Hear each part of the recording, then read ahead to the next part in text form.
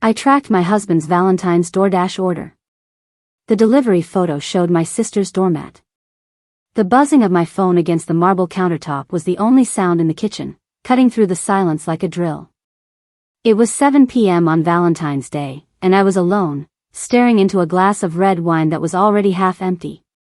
My husband, Mike, had sent me a selfie an hour ago, him, looking exhausted in his office, tie loosened, with the caption, "Late night grind." "Sorry babe." Raincheck? I believed him. Why wouldn't I? The lighting in the photo was dim, the office logo was visible on the wall behind him, and he looked genuinely miserable. So, I had put on my pajamas, ordered a pizza, and settled in for a lonely night. I picked up the phone, expecting it to be the pizza tracker. Instead, a bright red notification from Doordash lit up the screen. Order delivered. Your lover's sushi platter for 2 has been dropped off. I frowned. I hadn't ordered sushi. I hated sushi. And I certainly hadn't ordered a lover's platter. My heart did a strange, stuttering flip in my chest. We shared an account. We had for years because Mike kept forgetting his password and I had the DashPass subscription. He must have forgotten to log out. He must have ordered dinner for himself at the office. But then I looked at the total. $146.50. $146 for office dinner? For one person? I tapped the notification. The order details expanded. 1x lover's platter, 40 PCS. 1x spicy tuna tower.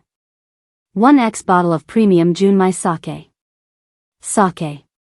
Alcohol. Mike didn't drink at work. He was a stickler for rules. My thumb hovered over the "View Proof of Delivery" photo. A cold prickle of dread started at the base of my neck. I tapped it. The photo loaded.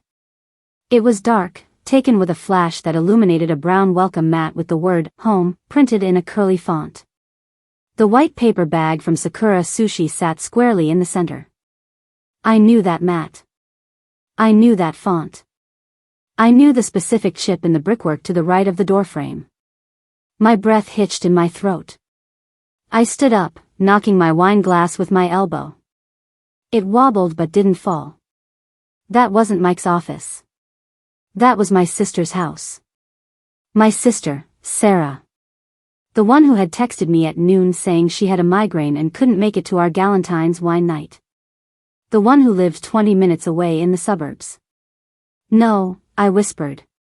No, no, no. I zoomed in on the photo. I pinched the screen until the pixels started to blur. The flash had caught the reflection in the glass storm door. It was faint, ghostly, but it was there. A silhouette. A man standing just inside the door, phone in hand, waiting. He was wearing a gray jacket. A North Face jacket with a distinct black patch on the shoulder. The same jacket Mike was wearing when he kissed me goodbye this morning. I felt the floor tilt. I had to grab the counter to steady myself. My husband wasn't at work. He was at my sister's house. On Valentine's Day. With a platter of sushi meant for lovers and a bottle of sake. The betrayal hit me in waves. First, it was Mike. The man I had married 5 years ago. The man who swore he was working late to secure our future. Then, it was Sarah. My baby sister. The one I had defended when our parents called her irresponsible. The one who borrowed my clothes. The one who... I froze. 2 weeks ago. Sarah had called me in a panic. She locked herself out. I gave her my spare key. She said she'd return it the next day. She never did. She still had a key to my house. And last month, my red silk robe. The expensive one Mike bought me for our anniversary. It vanished from the laundry room. I thought I lost it. I thought the dryer ate it. A sick feeling curled in my gut. I opened the Ring app on my phone.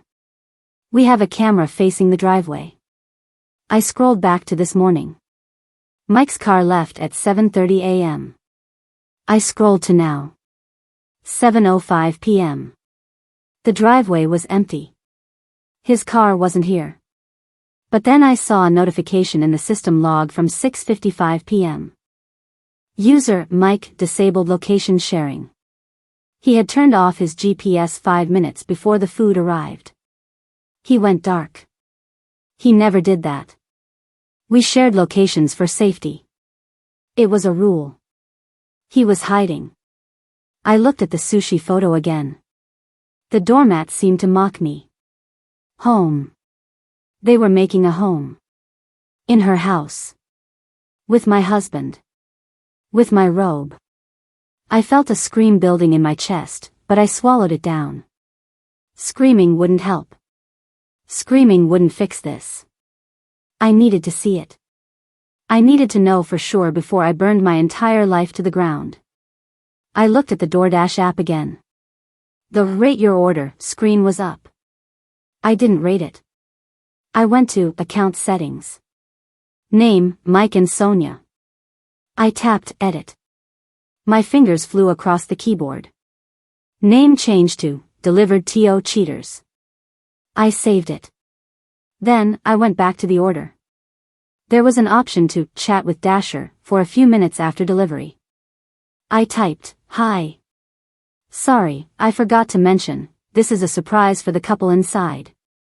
Can you do me a huge favor? Can you go back, knock really loudly, and shout, Happy Valentines to the lovely couple? I'll add $20 to your tip right now." I updated the tip to $25. The Dasher replied instantly. LOL, sure thing. I'm still in the driveway fixing my GPS. Be right there. I grabbed my keys. I grabbed my coat. I ran out the door. Intermission. What happens next isn't just a confrontation, it is a collision of 3 different realities shattering at once. Mike thinks he is the smartest man in the room, juggling a wife and a sister-in-law with the finesse of a spy. Sarah thinks she's finally won the prize she's been eyeing since childhood. But neither of them knows about the folder of screenshots sitting on the coffee table inside Sarah's house, a folder that wasn't put there by me. By the time I walk through that door, the dynamic in that room is going to shift so violently it will leave whiplash. But the real twist? The twist that is going to make me question my own sanity? It's not about who is sleeping with whom. It's about who has been watching. And the person holding the camera isn't the Dasher. It's someone inside the house. Back to story. I drove like a maniac. The roads were slick with February rain, the streetlights blurring into streaks of neon as I sped toward the suburbs. My hands were shaking on the steering wheel, my knuckles white. Every red light felt like a personal insult. Every minute that ticked by was another minute they were together, laughing, eating, betraying me. I pulled onto Sarah's street at 7:22 p.m. I killed the headlights. I coasted to a stop 3 houses down, parking behind a large SUV so my car wouldn't be immediately visible from her front window. I sat there for a second, breathing hard, watching the house. The lights were on downstairs. The curtains were drawn, but I could see shadows moving. Then, I saw the Dasher. He was a young guy in a hoodie, walking back up the path. He looked confused but determined to earn his extra $20. He stepped onto the porch. He raised his fist. Bang. Bang.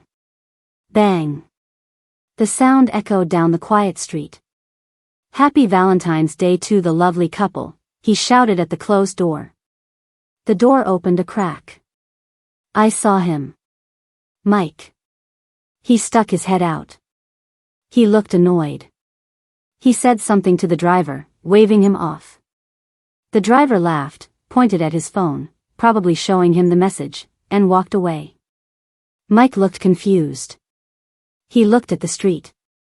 He didn't see me. He closed the door. I waited. I waited until the Dasher drove off. I waited until the street was silent again. I got out of the car. I didn't run. I walked. I walked with the heavy, inevitable steps of an executioner. I walked up the driveway, past the hydrangeas Sarah was so proud of. I reached the door. I didn't knock. I reached into my pocket. I pulled out my keyring. Sarah had never returned my spare key. But I had a key to her house too. For emergencies. For when she locked herself out, which she did constantly because she was scatterbrained. Or maybe she wasn't scatterbrained. Maybe she just liked having access to my life. I slid the key into the lock. It turned smoothly. I pushed the door open. The smell of sushi and ginger hit me. I walked into the entryway. Who was that? Sarah's voice floated from the living room. Was it the driver again? Yeah, Mike's voice answered. Weird guy. Said happy Valentines. Maybe he wants a better tip, Sarah giggled. I stepped into the living room archway. They were sitting on the floor, using the coffee table. The sushi was spread out. The sake was open. Mike was sitting with his back to me. Sarah was facing me. She was wearing it. My robe. The red silk one. It was tied loosely around her waist. She looked up. She saw me. Her eyes went wide. The glass of sake in her hand slipped. It hit the carpet with a soft thud, liquid splashing onto her bare legs. Sonia, she whispered. Mike froze. His spine went rigid. He didn't turn around immediately. He put his chopsticks down on the table with deliberate slowness. Sonia, he said, his voice devoid of surprise. You're early. Early? I asked, stepping into the room. Was I supposed to make an appointment to catch my husband and my sister having a picnic? Mike turned around. He looked calm. Too calm. He wasn't panicking. He wasn't scrambling for an excuse. He looked almost bored. I hope the sushi was worth losing your family, I said to Sarah. Sarah burst into tears. But they weren't guilty tears. They were terrified tears. She looked at Mike, then at me, then back at Mike. She pulled the robe tighter, covering herself. Sonia, please, she sobbed. It's not, look at the table. I see the table, I snapped. I see the food I paid for. I see the husband I married. No, Sarah shook her head frantically. Look at the papers. I looked down. Next to the sushi platter, pushed to the side, was a stack of papers. Printer paper. I walked closer. I picked up the top sheet. It was a screenshot. Of a text conversation. Me, Sonia, he's clueless. He thinks I'm working late. Can you meet at 8? Unknown number, sure thing, beautiful. Hotel or your place? Me, hotel. He might check the cameras. I stared at the paper. The date was from 6 months ago. I picked up the next one. Me, I love it when we sneak away. It makes it more exciting. Unknown number, me too. Does he suspect anything? Me, never. He trusts me too much. My hand started to shake. What is this? I asked, looking at Mike. Mike stood up. He wasn't the loving husband anymore. He was a prosecutor. Funny thing about shared accounts, Sonia, Mike said, his voice cold as ice. They share everything. Including your cloud backups. I didn't write these, I said. This isn't me. It's your number, Mike pointed at the header. It's your contact photo. And the unknown number? I traced it. You traced it? Yeah, Mike smirked. It's a burner. A burner app. But the IP address logged in the metadata? It matches the Wi-Fi at your best friend's house. Jessica. Jessica. Mike, I said slowly. Jessica was having an affair. 6 months ago. She used my phone because her husband tracks hers. I let her use it to text the guy. I wasn't texting him. She was. Mike laughed. That's convenient. Blame the friend. It's the truth. I shouted. Call her. Call Jessica right now. I don't need to call her, Mike said. I have enough. He gestured to Sarah. Sarah told me, he said. I looked at my sister. She was curled into a ball on the floor, weeping. Sarah? I whispered. I'm sorry, Sarah choked out. He showed me the texts. He said you were cheating. He said you were laughing at us. He said he was going to leave you and I was lonely, Sonia. I was jealous. I always wanted him. And he said if I helped him catch you, we could be together. You helped him catch me? I asked, the betrayal slicing deeper than any knife. By sleeping with him? We didn't sleep together. Sarah yelled. Yet. He just came over tonight.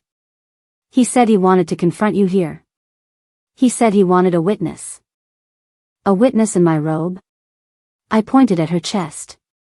He brought it. Sarah cried. He said you left it at the dry cleaners and he picked it up. He told me to wear it. He said it was a symbol of taking back control. Taking back control, I repeated. I looked at Mike. He was watching me with a look of pure malice. The office selfie, I realized. You sent that to make me think you were busy. It was from last year, Mike shrugged. Metadata is AB*TCH, isn't it? And the location sharing? Turn it off so you'd get suspicious, he said. I wanted you to check. I wanted you to find the Doordash order. I wanted you to come here. Why? I asked. Why stage all this? Why not just ask me about the texts? Because if I asked, you'd lie, Mike said. And if we divorced, you'd get half the house. But if I catch you in a lie? If I catch you storming into your sister's house, acting crazy, attacking us? Then I have leverage. I have cause. Emotional instability. Harassment. He pulled out his phone. I've been recording this whole time, Sonia. Since you walked in. I looked at the phone in his hand. You staged a cheating scenario to trap me into admitting a cheating scenario I didn't commit? I asked. That is insane, Mike. It worked, he said. You're here. You broke in. I have a key.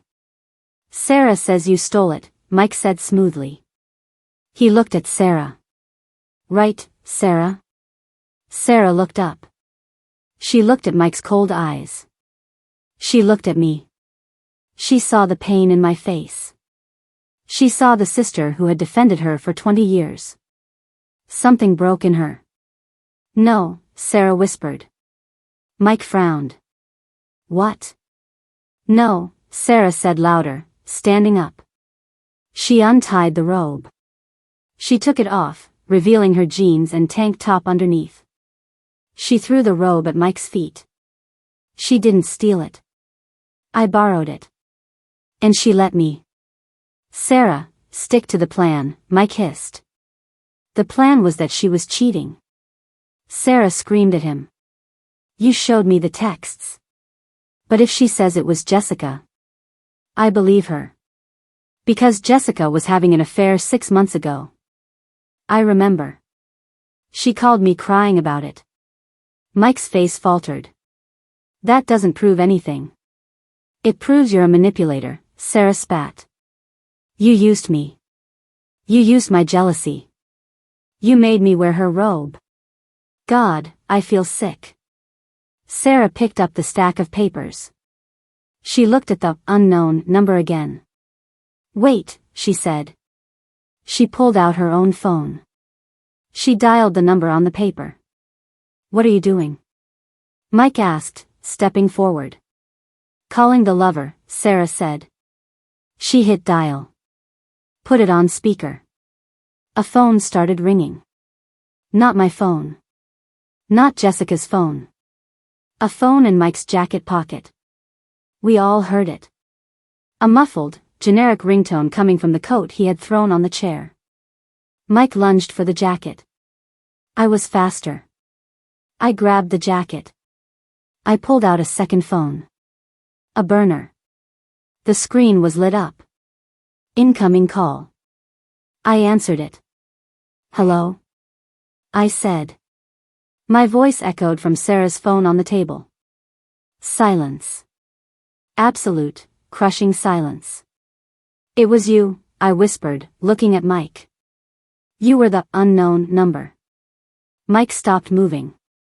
He stood there, cornered. You texted me, I realized, the horror washing over me. You used a burner app to text my phone, pretending to be Jessica's lover, and then you deleted the messages from my phone while I was sleeping? To plant the evidence? No, Mike stammered. That's not. Why? I screamed. Why would you do that? Because I wanted out. Mike roared. The mask shattered. I wanted out, Sonia. I wanted a divorce. But I didn't want to lose the house. I didn't want to pay alimony. If you were cheating, I win. If you were the villain, I'm the victim. So you framed me? I framed you, he spat. And I would have gotten away with it if your sister wasn't such a weak link. Sarah walked up to him. She didn't say a word. She slapped him. Hard. The sound was like a pistol shot. Get out of my house, she said. This isn't over, Mike said, rubbing his cheek. I still have the recording of you breaking in.